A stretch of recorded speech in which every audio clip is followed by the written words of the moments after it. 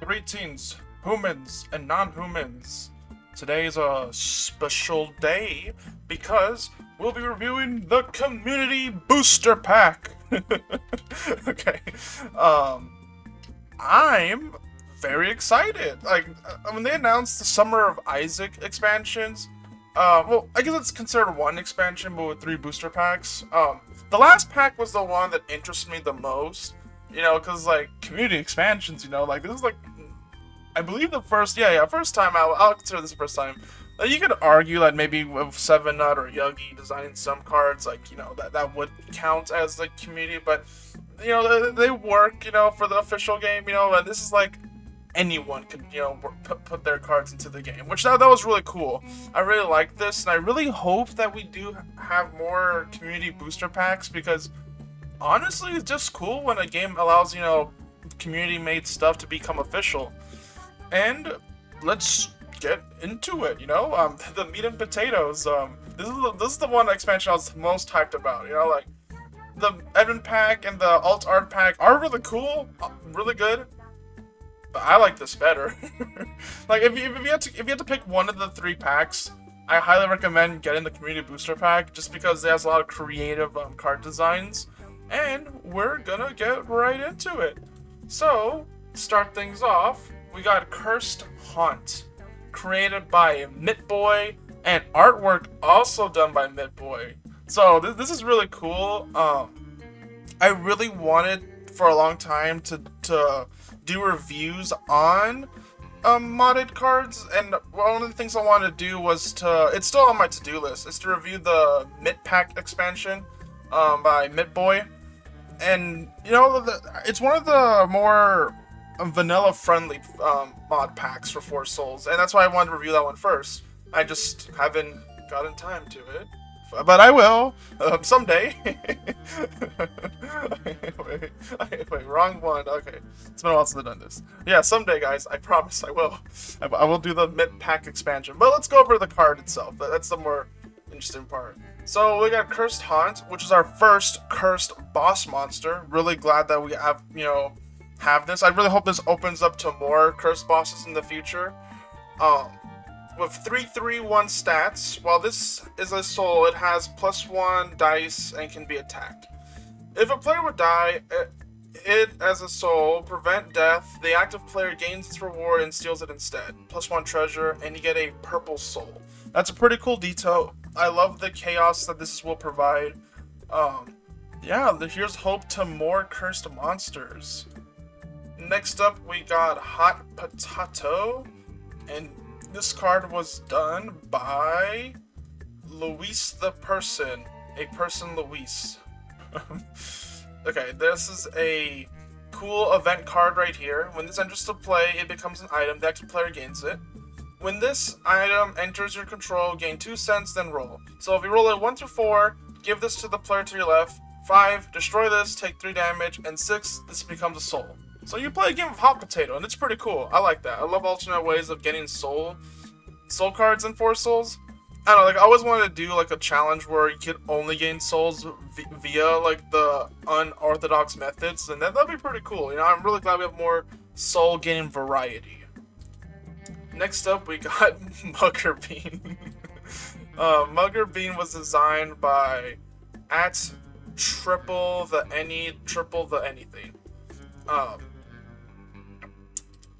It's a loot card right here. Cancel a loot being played and put it in your hand. This is pretty cool. So basically, you cancel the effect and you just steal the loot card. Honestly, it's gonna be really cool. Kind of sad that we're only gonna get one of these cards.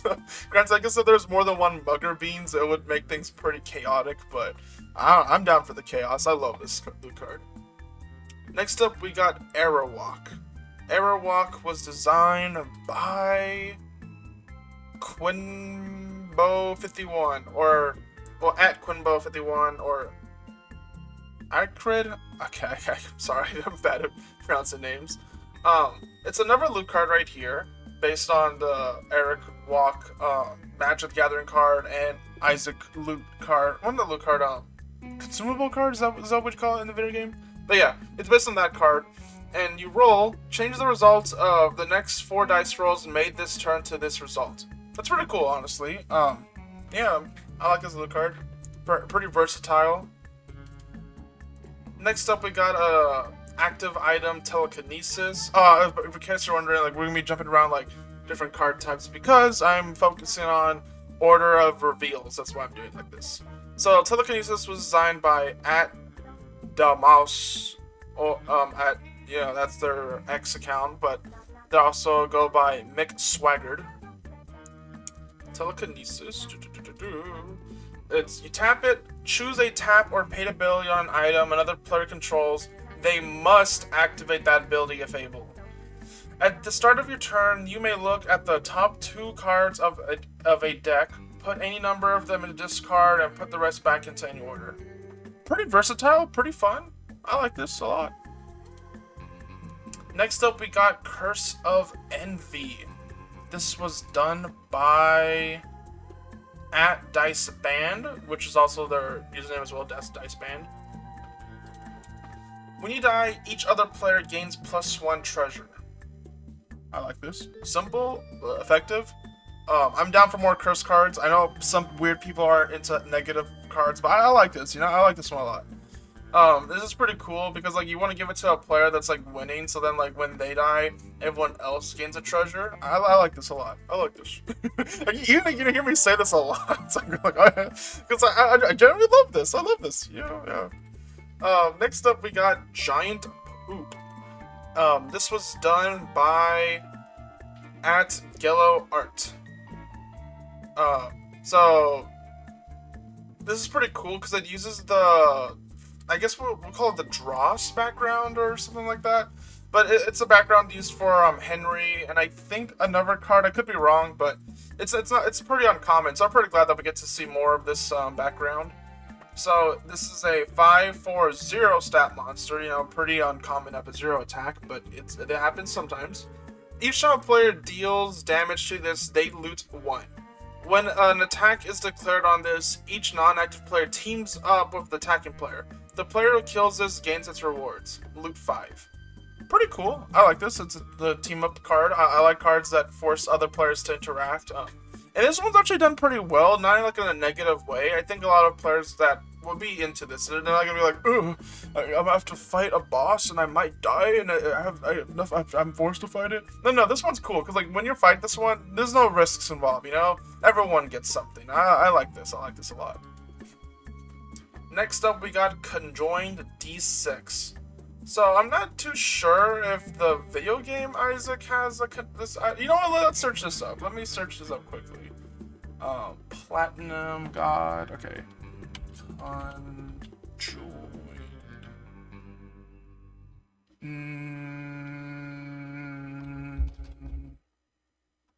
I think this is a unique item to Force Souls. I don't think it's in the. Yeah, it's not in the video game, which is pretty cool. I guess I should probably add that in the 2.0 iceberg whenever I work on that video. Someday, guys, I'll make the 2.0 iceberg. Like, oh my god, off topic here, but like, I have like maybe like 60 more entries in the previous version. And granted, the previous, in the 2.0 iceberg, I'm gonna take a few entries out that I don't feel like really were needed to try to, you know, hopefully shorten the work. But it's gonna be a humongous project to work on. But yeah. Conjoined D6 was created by @Blarg, which also that's their username as well, Blarg. It's a active item, so you tap it. Choose a player. The next time they would roll a dice, they instead roll a D8. Roll of 7 or 8 count as a roll of 6. Each time a player rolls a 6, recharge this. This is awesome. So like every copy of Forest Souls does include a D8, so that's pretty awesome. You know, like getting a good use out of that dice for once. I really hope that this means that we're open to more cards using a D8. Like, I don't know, like I always thought about making a video of how I would do advanced Binding of Isaac Forest Souls, which basically would use a D20, and with the D20, you know, we're gonna change the stats, you know, dramatically. So like, instead of like rolling like a 5+ to hit a monster, you gotta roll like a 15 or something like that. And then it adds more variety, because now we have monsters with more varied stats, you know, we have items to do more effects and whatnot. That'll be pretty cool, but that's a topic for a different video. But I'm glad officially that now we could roll a D8. That's pretty cool. Pretty awesome. Next up, we got Mega Bean. Mega Bean was designed by @Dreams Oxalotl, and their username is Oxalotl Dreams. Let's see. It's a loot card. When you play it, cancel the tap, paid or triggered ability of an item or a loot being played that targets you or something you control. If you do, deal 2 damage to the player who controlled the item or loot being played. Pretty awesome. It's like a more, you know, oomphy Butterbean. I love this a lot. Yeah. Next up, we got Mulligoon, which was pretty shocking that we didn't have Mulligoon yet in the game, so I'm kind of glad that they're here. This was done by @Metro Designer, and their username is just Metro. They're a thumbnail designer. Let's see what this does. It has a 3/4/0 stats. Each time this takes damage, cancel an attack against this if able. The active player loots 1 and moves this to another monster slot. This doesn't heal at the end of each turn. That's pretty unique of a passive ability to have.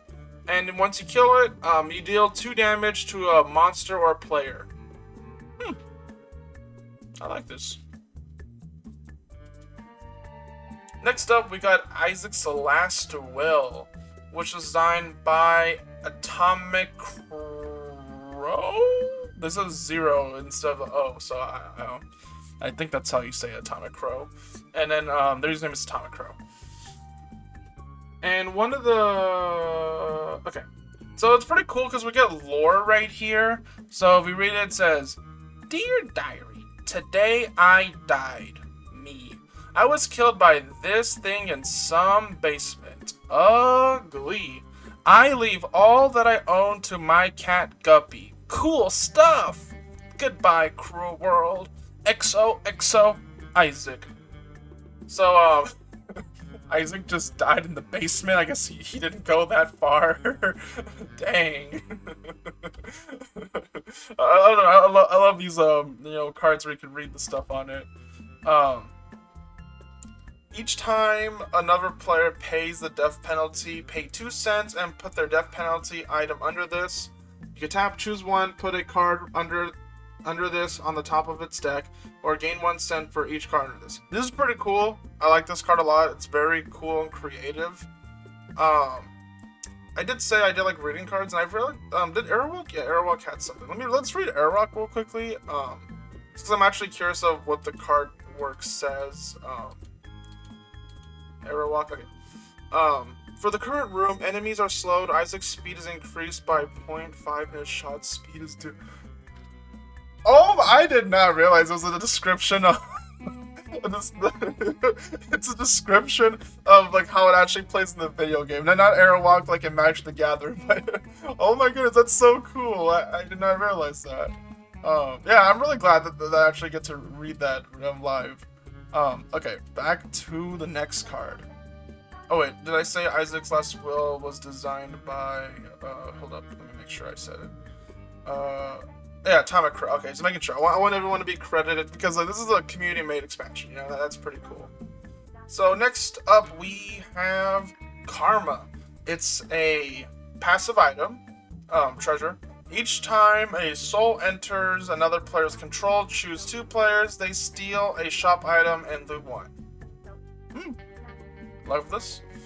This one was designed by Thibault? Huh. I hope I said their names right. Okay. Next up, we got Tainted Migan. Now, we got a few things to say, but before we say that, let us find the creator. It was designed by @Megabones, or Shammy. This is pretty cool. This is awesome. Like, we finally have tainted enemies in 4 Souls, and we got a new background as well. I love it. So those don't know, in the video game about the Binding of Isaac, if you take the, I forgot what we call the path. I don't know, if we do a beast run, I guess we'll call it that. You have to go ascend upwards instead of going like down deeper to the basement, level floors. You go up and ascend back up to Isaac's home, and you fight like these very tough enemies, which are referred to as tainted enemies. And here's one of them, Tainted Migan. So I'm pretty glad that we have a new monster type, and I hope we get to see more of these. Stats are 2, 3, 1. 2, 3, 1. When an attack is declared on this gains +1 HP for each loot card in the active player's hand till end of turn. And you reward for killing this, roll and loot X. Oh man, this is pretty cool actually. Yeah, so like you want to fight this when you have like little loot cards in your hands. And yeah, I love this. I love this mechanic. I love this. Hope to see more of this. Next up, we got Charmed Vis. This was designed by Mr. West Coast. Okay, let's see. This is a 2/1 charmed monster that can become an item, which is pretty cool. I love seeing unique items right here. So when it's a monster, each time a player attacking or controlling this takes damage, this deals 1 damage to each other monster. If this would be killed by another player while it's an item, prevent death. That player steals this instead. And when you kill it, this is a monster, becomes an item with familiar, gain it. Pretty cool, pretty cool. Next up, we got Magic Mushroom. And this was actually one of the cards from the oh my goodness, what was it? It was like an Isaac fan Tory, I guess, is that how you say it? So basically, I forgot how many cards. I think at first we thought we were gonna have 14 cards, and then we have like the 15th bonus card, right? And it was really intense, because like there were some cards I was like really hoping would win. There was 2 of them that I really wanted to win, and I'm actually kind of glad that those 2 actually got in. So the first one that we got was Magic Mushroom, and later we also got Everything Must Go. But first, let's go through Magic Mushroom. This was made by @FunnyPenguin, that also go by Penguin ! Let me just read this real quickly. So it's a active item. Starts with 3 counters. Pay to remove a counter from this. Choose 1, and then you could gain 1 attack for the next attack roll this turn. Prevent the next 1 damage you would take this turn, or you can have your character has tap. Oh no, sorry, my bad. Those are the 2 abilities you get. The third ability is a passive ability.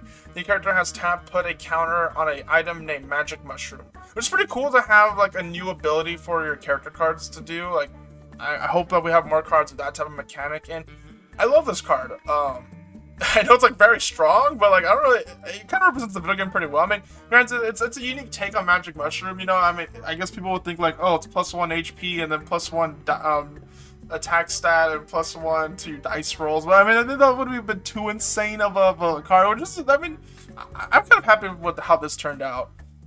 This is the one that I voted for during the Isaac Turi. Next up, we have Everything Must Go. Oh man. This was created by Chaos Fantasy, and this was pretty awesome right here. So it's a room card right here. So like, new room card. I love to see it. When this enters plays, expand shop slots by 2. At the start of each turn, I put a counter on this. This turn, shop items the active player purchases cost 2 cents less for each counter on this, and they must purchase a shop item available. Shop items don't refill while this has a counter on it. This can be put in discard until the shop is empty. Pretty awesome. I love this effect. Like easily like a top 10 or top 5 room card to have around.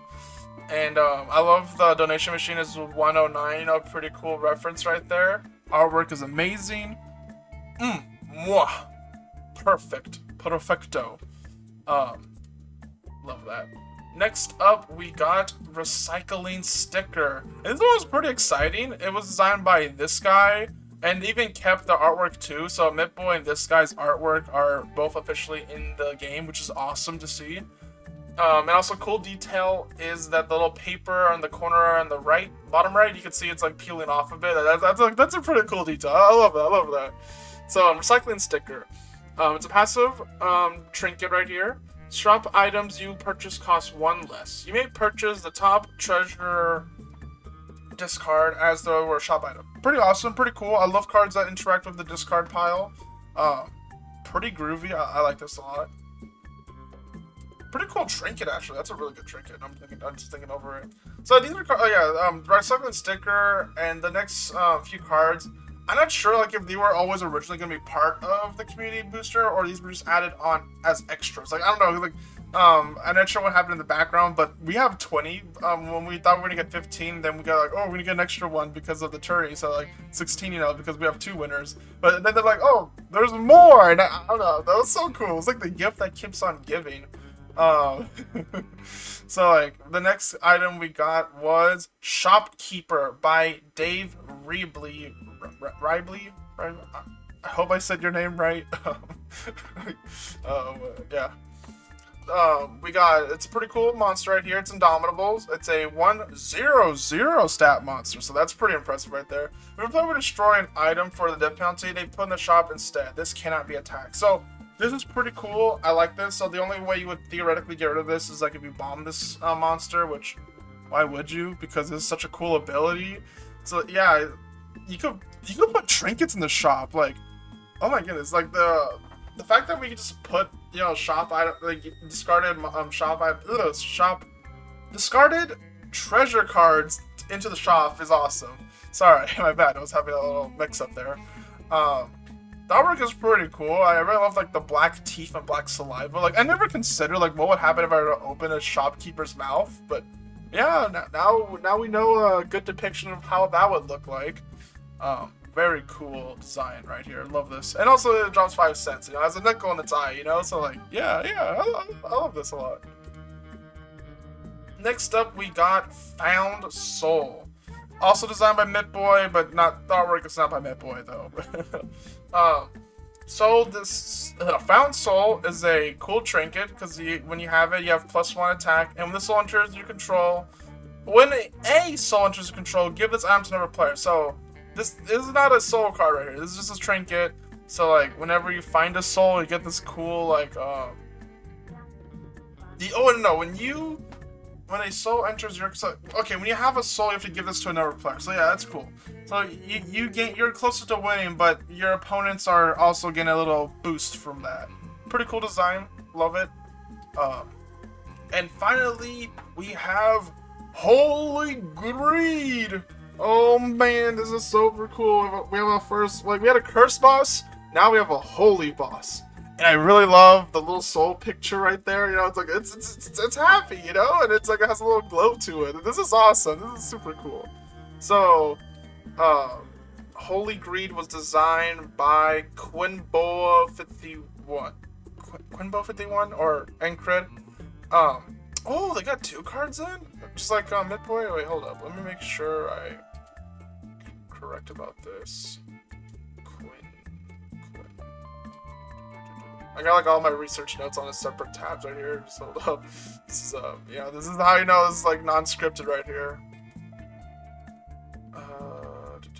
Oh yeah, they designed AOW Walk. Okay, this is so cool. They got 2 cards in. That's awesome. So the stats are 5, 4, 2. Shop items the active player purchases cost 3 cents less. Each time a player purchases a shop item, put counters on this equal to the amount of cents they paid. It's Indomitable. Gain 1 cent for killing it for each counter on this.